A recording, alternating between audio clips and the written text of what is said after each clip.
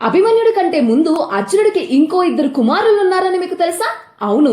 వ్యాస మహాభారతం ప్రకారం 12 ఏళ్లు వనవాసానికి వెళ్లిన అర్జునుడు ముందుగా నాగకన్య ఉలిపి ద్వారా ఇరావన్ అనే కుమారుడికి జన్మనిచ్చాడు. అతనే అర్జునుడి మొదటి సంతానం.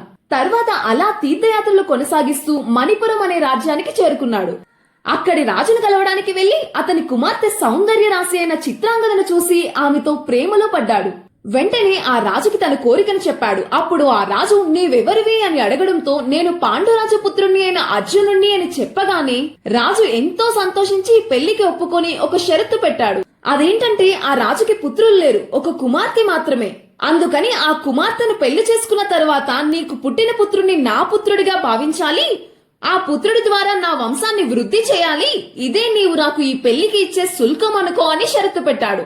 అర్జునుడు ఆ నియమానికి అంగీకరించి చిత్రాంగదను పెళ్లి చేసుకుని 3 సంవత్సరాలు ఆమెతో అక్కడే నివసించాడు. అలా వారికి బభ్రువాహనుడు అనే కుమారుడు జన్మించాడు. అతడే అర్జునుడి 2వ సంతానం. తర్వాత అర్జునుడు వారిని అక్కడే విడిచిపెట్టి మళ్లీ తన తీర్థయాత్రలు కొనసాగిస్తూ వెళ్లిపోయాడు. అయితే ఈ అర్జున కుమారుడైన బభ్రువాహనుడే తర్వాత అశ్వమేధ యాగ సమయంలో అర్జునుడిని సంహరిస్తాడు. అప్పుడు ముందుగా పెళ్లి చేసుకున్న నాగకన్య ఉలిపియే తన నాగమణి శక్తితో అర్జునుడికి మళ్లీ ప్రాణం పోస్తుంది. ఆ ఆశ్చర్యమైన ఘట్టం తరువాతి అధ్యాయాల్లో వస్తుంది. మనం తదుపరి భాగాల్లో తెలుసుకుందాం.